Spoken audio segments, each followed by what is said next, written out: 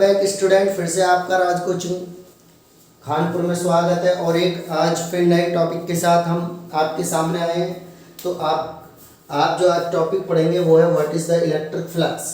Electric flux क्या है, यह है आज का हमारा टॉपिक। तो सबसे पहले फर्स्ट ऑफ ऑल हम क्या देख लेते हैं, इसकी डेफिनेशन। तो डेफिनेशन में क्या है आप देखें ध्यान से, the number of electric field lines or electric lines of a force passing through a given surface area। देखिए उसको कहते हैं हम इलेक्ट्रिक फ्लक्स, जिस सरफेस से होकर कोई भी इलेक्ट्रिक फ्लक्स लाइन गुजरती है। देखिए हम एक सरफेस ले लेते हैं स्टूडेंट, और उसमें हम आपको अच्छी तरीके से समझा सकते हैं। मान के चलिए हमारे पास ये कोई सरफेस है, अच्छा समझ में आएगा तो वीडियो को ध्यान से देखें। तो ये मान लीजिए हमारे पास कोई सरफेस है,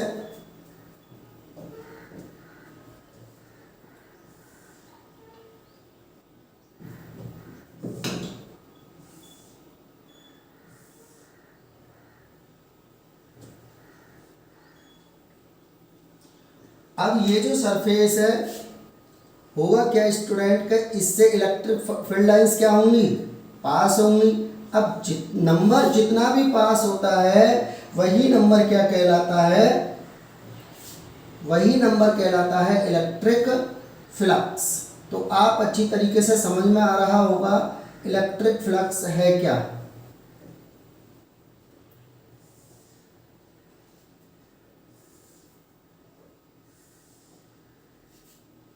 ये क्या है हमारी इलेक्ट्रिक फील्ड लाइंस। देखिए अब हम आपको अच्छी तरीके से समझाएंगे, ध्यान से देखिए स्टूडेंट। जो इलेक्ट्रिक फ्लक्स है, हमने डेफिनेशन में क्या बोला है, हमने कहा है the number of electric field lines, the number of electric field lines passing through the given surface area. जितना भी हमारा पासिंग एरिया जिससे गुजर रही है, हमने यहाँ सरफेस एरिया ये ले रखा है, तो इससे जो गुजरने वाली या पास होने वाली इलेक्ट्रिक फील्ड लाइंस है वही कहलाता है हमारा क्या, इलेक्ट्रिक फ्लक्स। तो आपको समझ में आ चुका होगा इलेक्ट्रिक फ्लक्स क्या है। देखिए और भी डेफिनेशन है, आप जो हमारी स्लाइड है उसमें इन्हें अच्छी प्रकार से पढ़ सकते हैं। तो इसका जहाँ तक डिनोटेड का बात है कि इसे शो किससे करते हैं, तो इसे शो करते हैं हम फाई ई से। बड़े ध्यान से देखना, फाई ई किससे शो करना है, फाई ई से। अब जो हमारा इलेक्ट्रिक फ्लक्स है वो डायरेक्टली प्रोपोर्शनल किसके होगा, इलेक्ट्रिक फील्ड के। बिल्कुल राइट। क्यों होगा, क्योंकि जितना ज्यादा इलेक्ट्रिक फील्ड पास होगा उतना ज्यादा फ्लक्स होगा। तो सीधा पॉइंट हुआ कि जो इलेक्ट्रिक फ्लक्स है वो डायरेक्टली प्रोपोर्शनल किसके हुआ स्टूडेंट, इलेक्ट्रिक फील्ड के। इसके बाद किसके डायरेक्टली प्रोपोर्शनल होगा, एरिया के। ये भी बात राइट। क्यों है ये राइट, जितना ज्यादा एरिया होगा इतनी ज्यादा इलेक्ट्रिक फील्ड लाइन पास होंगी। तो आपके ये समझ में आ चुका होगा। तो यहां तक का आपके समझ आया। अब स्टूडेंट एक पॉइंट और है, एक पॉइंट इसके अंदर क्या है मैं आपको बता दूं कि इसमें एरिया वेक्टर का बड़ा क्रूशियल रोल है। मान के चलिए हमारे पास ये कोई सरफेस है, ध्यान से देखें, एक उसके थ्रू समझा रहे हैं। तो जो हमें जो एरिया लेना है स्टूडेंट, वो या तो हम इनवर्ड लेंगे या इसके आउटवर्ड लेंगे, ये आप पे डिपेंड करेगा। अब जैसे मान के चलो ये है हमारा सरफेस, तो इसके हमेशा नॉर्मल ही लेना है आपको नॉर्मल लेना है। आपने लिया ऊपर की साइड तो आपने ऐसे शो कर दिया, नीचे की साइड लिया तो आपने ऐसे शो कर दिया। तो आप दोनों पॉइंटों को समझे, क्योंकि इसी के बेस पर आगे का टॉपिक रेडी होगा। तो देखिए किस प्रकार हम एरिया वेक्टर को सेलेक्ट करते हैं, तो ध्यान से देख लें। मान लीजिए हमारे पास ये है आपका एरिया, ऐसे मान लेते हैं।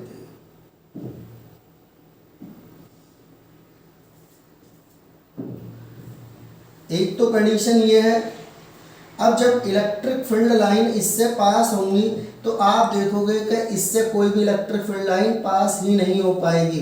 वजह क्या है इसकी, आप अब समझोगे।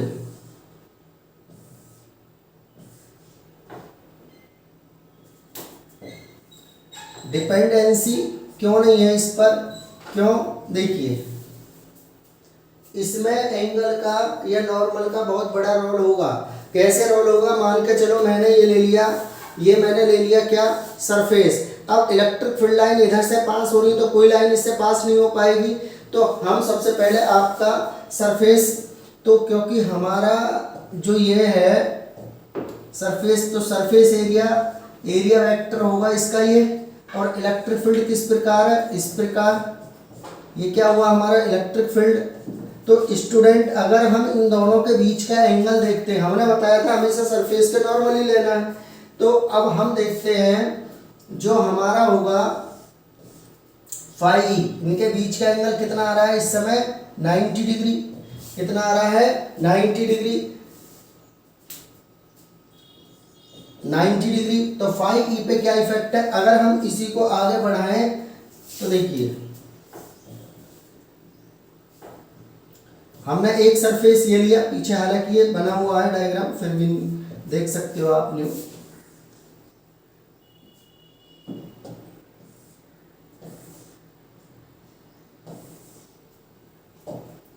चलो इतनी ही ड्रॉ करते हैं।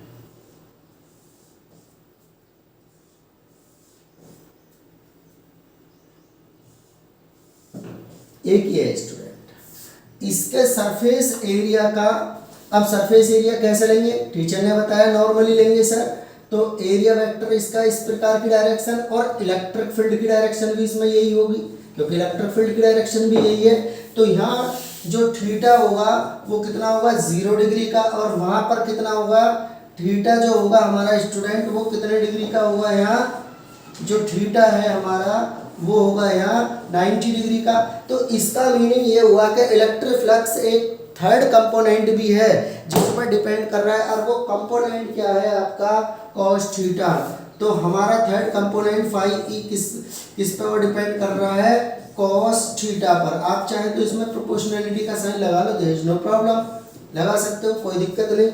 तो स्टूडेंट हमारे इस समय 3 कंपोनेंट हुए जिन पर ये डिपेंडेंसी दिखाता है, और हमारा थर्ड कंपोनेंट अभी आया तुम्हारे सामने, क्या था, directly proportional cos theta. Clear. तो इसका मतलब है आपके 3 कंपोनेंट है। देखिए एक बार और बताते हैं कि जो एरिया वेक्टर लेना हमेशा आपको नॉर्मली लेना, किसके, सरफेस के। किसके, सरफेस के। जो आप सरफेस यूज कर रहे हो या तो इनवर्ड होगा या आउटवर्ड होगा, तो आप वहां से समझ लोगे। अब स्टूडेंट हमने क्या करना है, ये जो हमारे जो 3 कंपोनेंट है इन्हें एक साथ लिख दीजिए। Phi E directly proportional E A cos theta. भाई यहाँ जो कांस्टेंट होगा उसकी वैल्यू होगी 1, तो हम इसे लिखेंगे phi E equal to E A cos theta.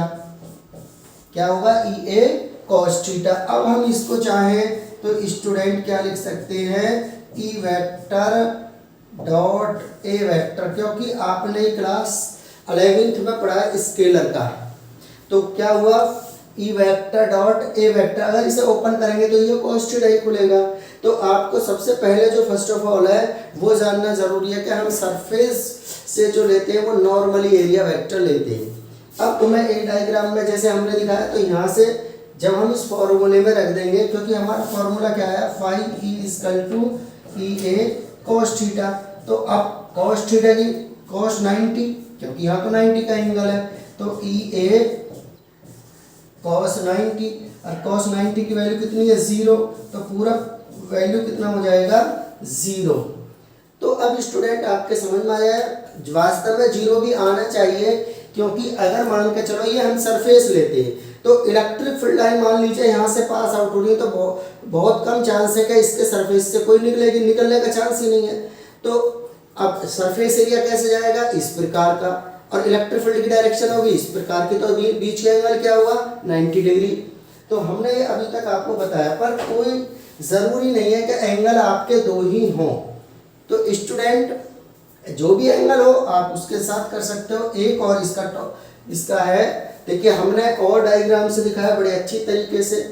हमारे कोचिंग सेंटर की यही विशेषता है कि हम आपको 3D डायग्राम के साथ ही पढ़ाते हैं। तो आप देख सकते हो कि इलेक्ट्रिक फील्ड लाइन है, इसमें एरिया वेक्टर आपको अच्छी तरीके से समझ आ जाएगा।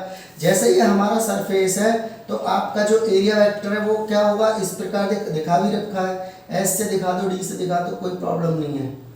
तो ये इन्होंने इसमें यहाँ दिखाया, ए दिखा देते हैं चलो। और इलेक्ट्रिक फील्ड की डायरेक्शन आपकी ये है, तो इनके बीच कोई ना कोई एंगल है। हमें बस एक ही बात ध्यान रखनी है बच्चों इसमें, और वो बात ये है कि एरिया वेक्टर हमेशा सरफेस के नॉर्मली लिया जाता है। तो अब हम कुछ और डायग्राम आपके लिए शो कर रहे हैं, क्योंकि ऐसा भी हो सकता है स्टूडेंट का जो इलेक्ट्रिक फ्लक्स है उसमें जो सरफेस है उसमें कंपोनेंट बहुत सारे हो, तो उन कंपोनेंट का हमें इंटीग्रेशन का यूज़ करना पड़ेगा। एक बात ध्यान रखना, अगर इलेक्ट्रिक फील्ड लाइन अंदर की तरफ जा रही है तो फ्लक्स इनवर्ड की तरफ होगा, तो थीटा की वैल्यू कितनी होगी, 90 से कम होगी या ज़्यादा होगी, तो 90 से कम होगी, थीटा की वैल्यू बड़ी होगी। और यहाँ इसका अपोजिट है आउटवर्ड में, तो इनवर्ड जाएगा तो नेगेटिव और आउटवर्ड निकलेगा तो पॉजिटिव वैल्यू होगी। तो आप इसको भी अच्छी तरीके से समझ सकते हो। तो स्टूडेंट बस इतना करना है हमें कि इंटीग्रेशन का यूज़ करना। अगर हमारे पास सरफेस में बहुत सारे कंपोनेंट है, ऐसे आप यहाँ भी ले सकते हो, नॉर्मल एन ले लिया और यहाँ क्या ले लिया, इलेक्ट्रिक फील्ड की डायरेक्शन आपकी ये है, तो आप इसमें भी यूज कर सकते हो।